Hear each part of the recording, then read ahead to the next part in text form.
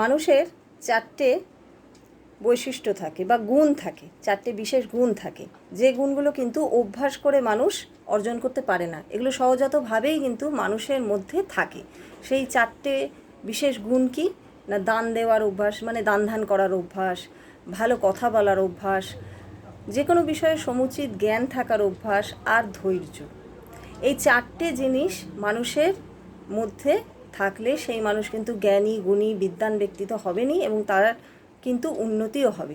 আমাদের প্রত্যেকের মধ্যেই কিন্তু এই চারটে জিনিসই আছে, কিন্তু আমরা অনেক ক্ষেত্রে কিন্তু চারটে জিনিসকে অবহেলা করি বা ইগনোর করে ফেলি। যেমন ধৈর্য, খুব তাড়াতাড়ি অনেকের মাথা গরম হয়ে যায়, ধৈর্য হারিয়ে ফেলি, বা কোনো বিপদ আপদের সময় সমুচিত জ্ঞান থাকে না যে ঠিক কী করতে হবে। তাই মেডিটেশন, ধ্যান, যোগা এগুলোর মাধ্যমে কিন্তু আমরা আমাদের এই অভ্যাসগুলোকে সঠিকভাবে, ঠিকঠাকভাবে নিজেদের জীবনে অ্যাপ্লাই করতে পারি।